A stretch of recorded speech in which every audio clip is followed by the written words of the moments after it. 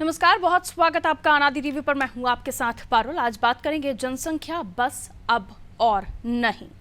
आज विश्व जनसंख्या दिवस है। सारी दुनिया बढ़ती जनसंख्या पर चिंता कर रही है क्योंकि जल्द ही दुनिया की जनसंख्या 9 अरब के करीब होने वाली है और भारत विश्व का सबसे ज्यादा जनसंख्या वाला देश हो गया है। भारत ने अप्रैल माह में ही जनसंख्या के मामले में चीन को पीछे छोड़ दिया, पछाड़ दिया। संयुक्त राष्ट्र की एक रिपोर्ट बताती है कि अब दुनिया में सबसे ज्यादा जनसंख्या वाला देश भारत है। भारत में सबसे ज्यादा जनसंख्या निवास करती है। दुनिया के सबसे विशाल जनसंख्या वाले लगभग 6 देश ऐसे हैं जिनकी जनसंख्या को जोड़ लिया जाए तो भी भारत की जनसंख्या उनसे अधिक होती है। इस वक्त दुनिया के सबसे ज्यादा युवा भारत में निवास करते हैं। दुनिया का सबसे बड़ा बाजार भी भारत बन चुका है। भारत की जनसंख्या को लेकर चिंता व्यक्त की जाती है। चिंता का कारण यह भी है कि हमने 30 वर्ष के भीतर ही चीन को पछाड़ दिया। किसी और मामले में भले ही ना पछाड़ा हो, लेकिन इस मामले में जरूर पछाड़ दिया। कभी चीन की आबादी हमारी आबादी का 1.5 गुना हुआ करती थी, लेकिन अब हमसे कम है। इतनी तेजी से बढ़ती आबादी संसाधनों पर बहुत ज्यादा दबाव डालती है।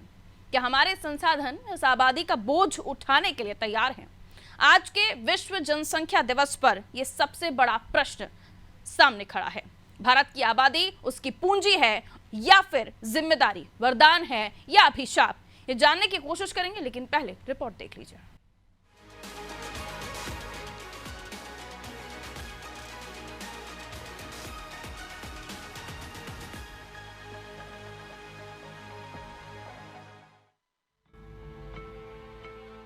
आज विश्व जनसंख्या दिवस है।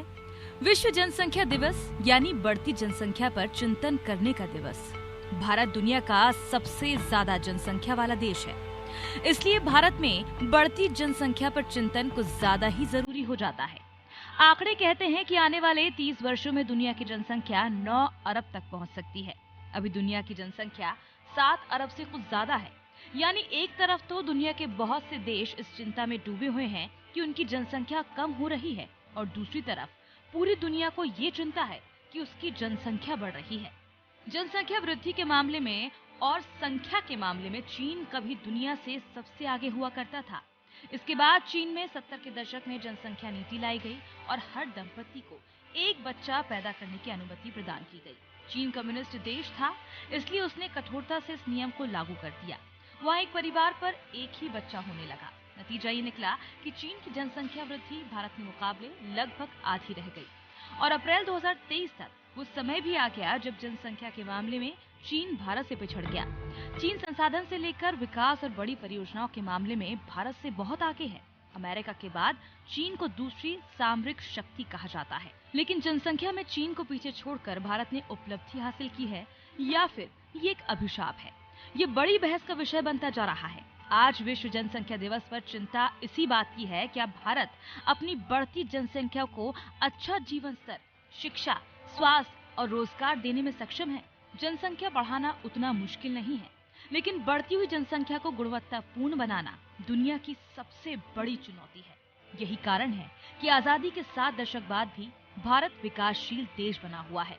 विश्व के पटल पर जब भारत और चीन का अभ्युदय हुआ था, उस समय चीन भारत से बहुत पीछे था।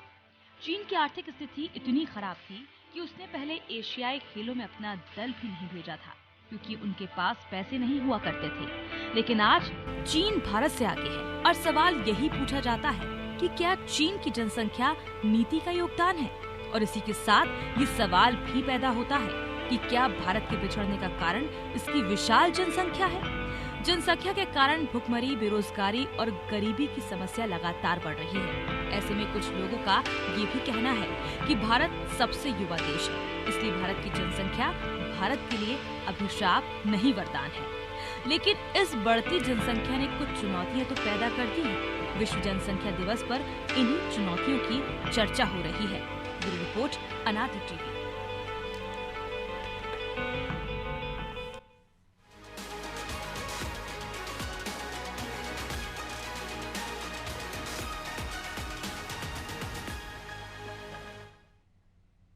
बच्चे दो ही अच्छे, ये जो स्लोगन हमने देश में सुना ना, इसके पीछे का मकसद था जनसंख्या नियंत्रण, यानी जनसंख्या कम हो सके, आबादी कम हो सके। ये इसलिए भी कहा गया क्योंकि संसाधनों का उतना पर्याप्त नहीं होना जिस तरीके से, जिस हद से आबादी बढ़ रही थी। और ये हमने देखा कि जब ये स्लोगन आया, कई परिवारों को समझाइश दी गई, कई अभिभावकों को समझाइश दी गई कि आखिर कितना उनके लिए ये अच्छा होगा अगर वो कम बच्चे पैदा करते हैं। तो लोगों को भी समझ आया। इस बार लोगों में भी हम देख रहे हैं कि ये जागरूकता आई है कि अब वो आबादी को भी ध्यान में रख रहे हैं और अपने घर की आबादी को भी ध्यान में रख रहे हैं। पेरेंट्स, अभिभावक अगर सक्षम हैं तो जाहिर सी बात है वो बच्चों को अच्छी परवरिश दे सकते हैं। लेकिन अभिभावक, क्योंकि हम देख रहे हैं पेरेंट्स दोनों भी जॉब करते हैं, तब भी वो अपने बच्चों को उतनी बेहतरीन परवरिश नहीं दे पाते हैं, क्योंकि महंगाई का भी दौर है, शिक्षा भी महंगी हो गई है। लेकिन कई ऐसे देश भी हैं जो अपनी आबादी को भी नियंत्रण में रखे हुए हैं और उसके अलावा शिक्षा पर भी उनका काफ़ी अच्छा बजट है। अब आप परिवार की बात कर लीजिए, तो परिवार अगर सक्षम है तो ठीक है, नहीं सक्षम है तो क्या वो अपने इतने सारे घर में पैदा हुए बच्चों को सही परवरिश दे पा रहे हैं, सही शिक्षा दे पा रहे हैं, उनकी सही ग्रोथ पर ध्यान दे पा रहे हैं? नहीं। और इसी वजह से ये बार बार ये कहा जाता है, और चीन ने इसको बहुत अच्छे से लागू किया। इसलिए आबादी में जब पहले हम उससे कम हुआ करते थे, लेकिन अब वो हमसे कम है। हम हिंदुस्तान की बात कर रहे हैं और चीन से कंपेयर कर रहे हैं। किसी भी चीज़ में हमने मात दी हो ना दी हो चीन को, लेकिन इस मामले में बखूबी मात दी है। और अलग अलग जगहों से जानने की कोशिश करेंगे कि लोगों में कितनी जागरूकता है इस मामले को लेकर। विश्व जनसंख्या दिवस हम मना रहे हैं, लेकिन जनसंख्या को लेकर लोगों में कितनी जागरूकता है? क्या वाकई देश में बढ़ती आबादी ये अभिशाप है या वाकई हमारे लिए अच्छी बात है? योगेश हमारे साथ इंदौर से बने हुए हैं, वहां पर लोगों का क्या सोचना है, योगेश हमें इस बारे में क्या बताएंगे, उनसे भी हम जान लेते हैं। जनसंख्या बढ़े तो भी अच्छा, कम हो तो चाइना जैसे देशों के लिए चिंता का विषय बन जाता है। योगेश। और पिछले कुछ समय में बात करें तो जनसंख्या वृद्धि और इंदौर शहर में लोगों का ग्रामीण क्षेत्रों से पलायन करके आना बहुत बड़ा चिंता का विषय है। अभी जो वर्तमान में इंदौर की जो जनसंख्या है वो 33 लाख के लगभग पहुंच चुकी है, 30 लाख को क्रॉस कर चुकी है, यानी महानगर का जो स्वरूप वो ले लिया है इंदौर शहर ने। और इंदौर शहर में हम बात करें तो इंदौर की जो आबादी है वो बहुत कम जो क्षेत्रफल है जो वो कम क्षेत्रफल में फैला हुआ है, यानी कि बहुत ज्यादा स्केल पर इसका लार्जेस्ट स्केल पर क्षेत्रफल में ये शहर नहीं है। तो थोड़ा घना जो है बस्तियां हैं, पुराना गांव शहर शहरी क्षेत्र है, तो लोग यहीं आकर बसना चाहते हैं। अब हम अगर इंदौर की बात करें तो इंदौर की जनसंख्या जो है तेजी से वृद्धि कर रही है। तो मार्च 2023 में एक बैठक इंदौर के प्रशासनिक अधिकारियों के साथ में सांसद शंकर लालवानी ने की थी, और उसमें एक दिल्ली ने सर्वे किया था। दिल्ली के सर्वे के आधार पर ये कहा गया था कि 2042 तक जो है इंदौर की जनसंख्या 74 लाख को क्रॉस कर जाएगी। और उस समय सबसे बड़ी समस्या आएगी ट्रैफिक, सबसे बड़ी समस्या आएगी जो लोगों के जो आवागमन के साधन को लेकर जो समस्या वो आएगी। क्योंकि उस समय पर ये जो सर्वे के आधार पर जो पॉइंट जो उन्होंने दिल्ली की संस्था ने दिए थे, वो पॉइंट के आधार पर ये था कि इंदौर शहर में जब बस में स्कूली बच्चे जब बस में ट्रेवल करेंगे तो उनको 4 घंटे का सफर तय करना पड़ेगा, 3 से 4 घंटे का। ये सर्वे में रिपोर्ट में लिखा गया है। उस समय पर हमारे पास में कुछ आंकड़े हैं जिसके आधार पर हम बात करें कि दिल्ली में जो दिल्ली की संस्था ने सर्वे किया था उसके आधार पर 20 साल बाद जो 2042 की आबादी 74 लाख पहुंचेगी। अभी शहर में जो 20% जो बस लोग हैं, अभी 20% लोग बसों में ट्रेवल करते हैं, 12% ऑटो में ट्रेवल करते हैं, 2% जो लोग हैं वो साइकिल से ट्रेवल करते हैं, और 2-3% जो है वो पैदल ट्रेवल करते हैं। तो यानी कि इस समय अभी स्थिति जो है वो इतनी ज्यादा भयावह नहीं है। आप बात कर रहे थे कि क्या ये अभिशाप है या वरदान? ये अभिशाप ही मान सकते हैं कि वरदान नहीं। इंदौर जैसे शहर में इतनी ज्यादा आबादी, भोपाल और इंदौर की बात करें तो इंदौर जो है क्षेत्रफल के हिसाब से बहुत सकरा है, मतलब यानी कि जो आबादी वो भोपाल के अनुपात में बहुत ज्यादा है। तो अभी इंदौर में है ये स्थिति। हम अगर बात करें तो यहाँ सबसे बड़ी सुविधा मिलती है लोगों को चिकित्सीय, यानी कि हॉस्पिटल की सुविधा लोगों को इंदौर में बहुत आकर्षित करती है। इंदौर में सुविधाएं अच्छी है, लेकिन अभी की तारीख में हम आपको बता दें कि इंदौर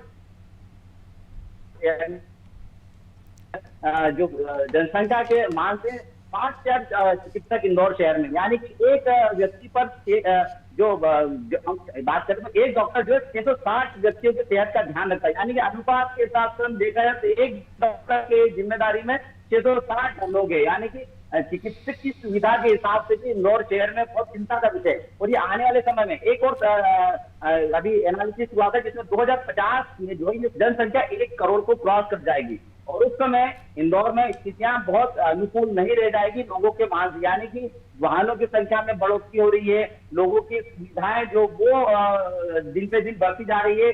तो उस लिहाज से एक परिवार को पालने के लिए बहुत मुश्किल से जो है घर गृहस्थी का संचालन हो पाएगा। हम रिच लोगों की बात करें, धनाढ्य लोगों की बात करें, तो वो कहीं ना कहीं उन्होंने अपनी जमा पूंजी बचा के रखी। लेकिन मध्यम वर्गीय परिवार जो इस माह का सैलरी या जो तनख्वाह जो आवक है वो उसी माह में उसको अगले माह वही हमने शुरुआती दौर में ये कहा। लेकिन एक तरफ हम ये भी देख रहे हैं कि दूसरे देश जिनकी आबादी कम है, युवा अब उतने नहीं हैं। अगर चीन की, हम चीन से अगर कंपेयर करें तो चीन की बात कर लें, उन्हें मैन पावर यानी काम करने वाले लोगों को दूसरे देश से बुलाना पड़ता है। एक माइनस पॉइंट ये भी है। दूसरी बात ये भी कि अगर एक परिवार में माता पिता अगर एक ही बच्चे को जन्म देते हैं और कहीं भविष्य में जाकर उस बच्चे के साथ भगवान न करे कोई ऐसी घटना हो जाती है, आकस्मिक निधन जैसी अगर घटना होती है, तो फिर उस परिवार का, उस अभिभावक का क्या होगा? क्योंकि एक एज के बाद आप सिर्फ बच्चा अडॉप्ट कर सकते हैं, पैदा नहीं कर सकते। तो ये भी एक अलग अलग, जैसे कि हमने कहा कि इसके डिमेरिट्स हैं तो मेरिट्स भी हैं। बहुत शुक्रिया योगेश। लेकिन उससे बेहतर है कि इन तमाम चीज़ों को आप लोगों को, जैसे कि दूसरे देश भी इसका इलाज कर रहे हैं, लेकिन आपके अगर देश की आबादी इतनी ज़्यादा हो जाए, संसाधनों की कमी हो जाए, अस्पतालों में डॉक्टर्स की कमी हो जाती है क्योंकि लोग ज़्यादा हो जाते हैं, मरीज़ ज़्यादा पहुंच रहे हैं, परिवार में कमाने वाला शख्स एक ही है लेकिन बच्चे ज़्यादा हैं खाने वाले, या फिर उनकी परवरिश के लिए और भी ज़्यादा पैसों की ज़रूरत पड़ती है। ऐसे कई सारी चीज़ें हैं, लेकिन देश ने इसमें तरक्की की है। यानी आबादी के मामले में भारत बहुत तरक्की कर रहा है। और बाकी देश, खासतौर पर अगर हम चाइना की बात करें तो चीन कम्युनिस्ट देश है और इसलिए उन्हें एक बच्चा खाली पैदा करना, ये अगर लोगों को समझाने में बहुत ज़्यादा समय नहीं लगा क्योंकि सख्ती से इसका पालन करवाया गया। उमाशंकर तिवारी जी समाज सेवी हैं, हमारे साथ जुड़े हुए, उनसे भी हम इस मसले को समझने की कोशिश करेंगे। उमाशंकर तिवारी जी, आप क्या अपने विचार इस पर रखेंगे कि विश्व जनसंख्या दिवस है, यानी चिंता का विषय ये कि बढ़ती जनसंख्या, कई लोगों का ये कहना है कि अगर इतनी आबादी नहीं होगी, युवा नहीं होंगे तो फौज में कौन जाएगा, तमाम तरह के इसके अच्छे भी बताए जा रहे हैं तो इसके बुरे साइड इफेक्ट भी बताए जा रहे हैं। लेकिन दूसरे देशों की तुलना में अगर हम बात करें तो चाइना जैसे देशों ने जनसंख्या पर काबू पा लिया है। पहले वो सबसे ज़्यादा अव्वल नंबर पर होते थे, अब हम अव्वल नंबर पर हैं। इस पर आप क्या अपने विचार रखते हैं? देखिए मैडम, ये विषय जो है जनसंख्या का, इस पे सरकारें भी काम कर रही हैं और करना भी चाहिए। अगर एक तरफ अगर हमारे पास संसाधनों की कमी है और उसके बाद जनसंख्या अगर विस्फोट की तरह बढ़ती जाएगी तो निश्चित रूप से इसके परिणाम बहुत गलत आएंगे। आज हम 142 करोड़ से अधिक हो गए, 142 करोड़ 86,68,265 हमारी जो जनसंख्या हो चुकी है। ये कहीं ना कहीं हमें आगे चल के मुसीबत आएगी। हमारे जो संसाधन है, चाहे वो खाद्यान्न हो या हमारे पानी की समस्या हो, ये धीरे धीरे बढ़ती जा रही है। हम लोग जो आने वाले समय को ना देखते हुए लोग जनसंख्या वृद्धि पर अगर अभी हमने ध्यान नहीं दिया, आज हर जगह लाइन देखिए आप, चाहे आपको स्टेशन जाना हो या आपको अस्पताल जाना हो या राशन की दुकान हो, ये लाइन लगने के मुख्य कारण है बढ़ती हुई जनसंख्या। और जब लोग साक्षर नहीं थे तब एक बार ये चल जाता था जी, लेकिन आज ये जो हो रहा है ये बहुत गलत है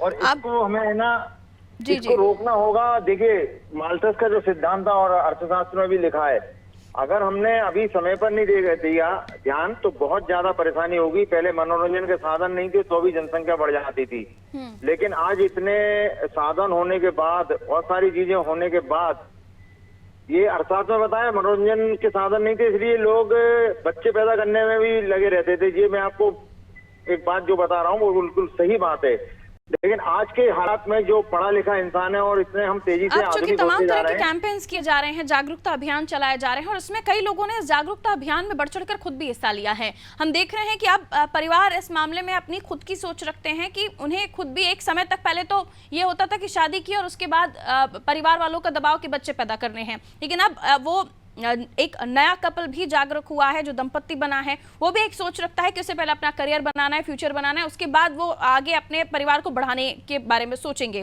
और अब ये भी कि हमें सिर्फ 1 या 2 बच्चों को ही जन्म देना है ताकि वो अच्छी क्लास एजुकेशन अपने बच्चों को दे सकें, अच्छी परवरिश दे सकें, अच्छे खान पान का उनका ध्यान दे सकें।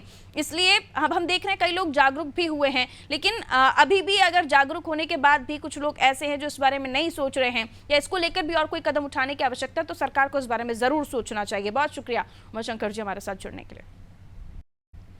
तो देखिए ये वक्त वो है जब हम देख रहे हैं कि कई जगहों पर अब देखिए अभी कई सारी खबरें आपने आज ही और कल में देखी होंगी। कई जगहों पर बाढ़ आ गई है, कई जगहों पर लोगों के खाने पीने की व्यवस्था के लिए टीम्स लगाई गई हैं। एसडीआरएफ, एनडीआरएफ तमाम जगहों पर पहुंचकर रेस्क्यू ऑपरेशंस कर रहे हैं, वहां तक खाद्य सामग्री पहुंचाई जा रही है। अगर वहां पर लोग कम होंगे तो ये रेस्क्यू या फिर अगर जो विमान से जाकर पहुंचाने की बात की जा रही है तो वहां पर भी ये सामग्री पहुंचाने में विमान को 1 या 2 चक्कर लगाने पड़ेंगे। लेकिन अगर ज़्यादा लोग होंगे तो इसमें भी मशक्कत ज़्यादा होगी। हर जगह पर आप अगर पॉइंट पर सोचेंगे तो कुछ ना कुछ दिक्कतें ज़्यादा आबादी की वजह से होती हैं। सोनू हमारे साथ देहरादून से बने हुए हैं, उनसे भी हम इस विषय में जानकारी हासिल करेंगे कि वो अपने क्या विचार रखते हैं और क्या अपने आसपास इसको लेकर देखते हैं। कई सारी तस्वीरें हम देखते हैं जहां एक माँ 3 बच्चों को साथ में लेकर जा रही होती है और उनकी उम्र में भी बहुत ज़्यादा, एज में भी बहुत ज़्यादा डिफरेंस नहीं होता है। और वहीं हम एक पिता को भी देखते हैं जो दिन भर मजदूरी करता है और 100 रुपये में उसे अपने 4 से 5 लोगों को, जो घर के उसमें कुछ 4 तो बच्चे, एक उसकी बीवी है, उसको खिलाना पड़ता है। ऐसी कई सारी समस्याएं हैं जो बढ़ती आबादी में हम देखते हैं कि परिवार सक्षम नहीं है लेकिन उसके बाद भी उनके घर में बच्चे ज्यादा हैं। इसमें जागरूकता की भी कमी और कई ज्यादा केसेस जो निकलकर सामने आए हैं। सोनू, इस बात पर गौर कीजिएगा कि ज्यादा जो बच्चे पैदा करने वाले लोग वो आबादी भी है जो एजुकेट नहीं है, एजुकेशन की कमी है जिनमें। सोनू, बिल्कुल ठीक कहा पारुल आपने, क्योंकि अच्छी शिक्षा का नहीं होना भी एक कारण बढ़ती जनसंख्या है। और जो मूलभूत सुविधाएं जिस तरह से होनी चाहिए जनसंख्या के अनुपात में, वो बढ़ती जनसंख्या के अनुपात में जो मूलभूत सुविधाएं हैं वो नहीं है। अगर हम चिकित्सा की बात करें तो उस अनुपात में चिकित्सा सुविधाएं हम उपलब्ध नहीं करा पा रहे हैं। और इसके साथ साथ अगर हम गुणवत्ता की शिक्षा की बात करें तो शिक्षा भी हम उस अनुपात में उपलब्ध नहीं करा पा रहे हैं और कहीं ना कहीं फिर हम दूसरों का सहयोग ले रहे हैं। और इसके साथ साथ जो तमाम मूलभूत सुविधाएं हैं हम उनको मुहैया नहीं करा पा रहे हैं। इसका नतीजा सिर्फ और सिर्फ बढ़ती जनसंख्या है। इसको अभिशाप के रूप में आने वाले समय में देखा जा सकता है, क्योंकि जिस तरह से जनसंख्या का घनत्व बढ़ रहा है और जो इंफ्रास्ट्रक्चर है वो हम उतना नहीं जुटा पा रहे हैं। कहीं ना कहीं एक चिंता का विषय है और अब तमाम जो जनसंख्या के जानकार हैं वो भी इस पर चिंता व्यक्त कर रहे हैं। और जैसा कि आपने स्वयं भी जिक्र किया कि युवा जरूर है भारत में, लेकिन जिस तरह से एक परिवार में कई कई सदस्य हैं और कमाने वाले कम हैं, उस लिहाज से जो दिनों दिन जनसंख्या का दायरा बढ़ रहा है, ये कहीं ना कहीं आने वाले समय के लिए चिंता का विषय हो सकता है।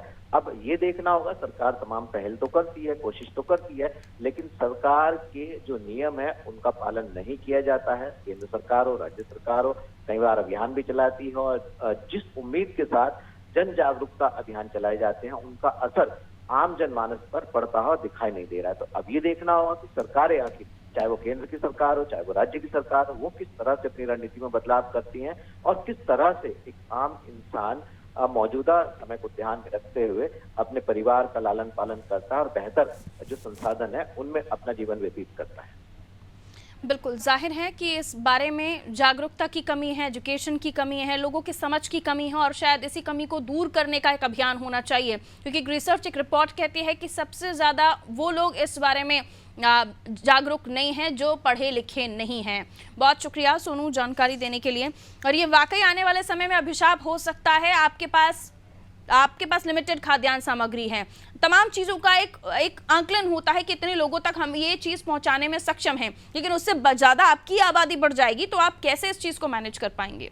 इस व्यवस्था को समझिए और इस व्यवस्था को समझने के बाद इस पर भी चिंतन कीजिए। आप पढ़े लिखे हों ना हो, लेकिन आप इतने तो समझदार हो सकते हैं कि आप 100 रुपये का नोट अपने दो बच्चों को क्या क्या दिला सकते हैं 100 रुपये के नोट में, और वहीं अगर 4 बच्चे हो जाते हैं तो 100 रुपये के नोट को कितना बांटेंगे। अनूप हमारे साथ जुड़े हुए हैं लखनऊ से। देखिए उत्तर प्रदेश की आबादी तो और भी ज़्यादा है। अनूप इस बारे में और भी हमें समझाएंगे कि वो इस पर क्या विचार रखते हैं और वहाँ आसपास जब आप लोगों को देखते हैं तो क्या तस्वीर आपको आबादी के लिहाज से दिखाई देती है। अनूप, देखिए अगर बात उत्तर प्रदेश की करें तो उत्तर प्रदेश की जो मौजूदा स्थिति है जनसंख्या को लेकर बताया, 24 करोड़ की जनसंख्या यूपी में, अनुमान है 24 करोड़ की जनसंख्या यूपी में। अकेले लखनऊ में ही 45 से 55 लाख तक की जनसंख्या बताई जा रही है कि लखनऊ में रहती है। अब जाहिर सी बात आप समझ सकते हैं कि प्रदेश की राजधानी लखनऊ में जहां 50 से 55 लाख की जनसंख्या आबादी रहती हो, वहां लोग कैसे गुजारा करते होंगे, ये बड़ा सवाल है। क्योंकि सरकार भी इस चीज को मानती है कि जनसंख्या के हिसाब से यूपी बहुत बड़ा राज्य है, और यहाँ पर जो बेरोजगारों की संख्या है, पढ़े लिखे नौजवानों की संख्या है, वो बहुत ही काफी संख्या है उसकी नौजवानों की जो बेरोजगार हैं। और सरकार का भी मानना है कि जितनी नौजवानों की संख्या जो पढ़े लिखे बेरोजगार बढ़ते जा रहे हैं, एक चैलेंज है सरकार के सामने। हालांकि सरकार जो खाद्यान्न की बातें करती है कि सरकार का तो दावा रहता है, चाहे केंद्र की सरकार हो या प्रदेश की सरकार हो, यहाँ की सरकार का तो कहना है कि डबल इंजन की सरकार है यूपी में किसी भी तरीके की कोई दिक्कतें नहीं होने दी जाएगी। लेकिन जिस तरह से जनसंख्या बढ़ रही, मैंने अभी बताया कि यूपी में 24 करोड़ की जनसंख्या अकेले यूपी में, जिस तरह से एक समय था जब चाइना को यानी चीन को कहा जाता था कि आबादी के हिसाब से चीन बहुत आगे है, लेकिन चीन ने उससे विराम लगा दिया है। लेकिन जिस तरह से उत्तर प्रदेश या पूरे देश की जनसंख्या जिस तरह से बढ़ रही है, वो चिंता का विषय है। जाहिर सी बात, अगर जनसंख्या बढ़ेगी तो खाद्यान्न की समस्या, स्वास्थ्य की समस्या, पढ़ाई लिखाई, एजुकेशन की समस्या, तमाम ऐसे मुद्दे जो है विकराल रूप ले लेंगे। लेकिन सरकार की तरफ से हमेशा जन जागरूक अभियान चलाया जाता है, लेकिन जन जागरूक अभियान चलाने के बावजूद भी जनसंख्या लगातार बढ़ रही है। और हालत ये हो गई कि अकेले राजधानी लखनऊ में ही 55 लाख की आबादी हो सके। लेकिन इन सबके बीच भी सरकार का यही कहना है कि जितने भी जो जन जागरूक अभियान है वो चलाया जा रहा है।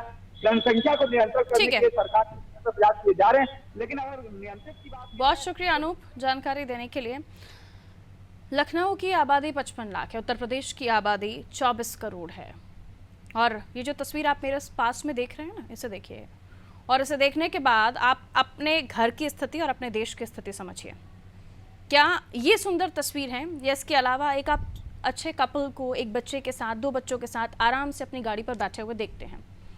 एक खबर भी हमने अपने दर्शकों को दिखाई थी जिसमें एक बाइक पर 6 लोग थे और उनमें से सिर्फ एक बच्चा बचा था, वो भी 1 साल का बच्चा जो पीछे बैठी हुई एक महिला की गोद में था। ऐसी कई सारी तस्वीरें और ऐसा कई सारे ऐसे इंसिडेंट हैं जिन पर चिंता होती है। तो उसमें कंक्लूजन जब आखिरी में आकर आप देखते हैं तो लोगों का ज़्यादा होना चिंता का विषय हो जाता है। ये छोटी सी बात थी, ऐसी कई सारी चीज़ें हैं। देश में भी हम रोज़गार की बात करते हैं, महंगाई की बात करते हैं, क्या इसका कहीं ना कहीं कनेक्शन बढ़ती आबादी के साथ नहीं है?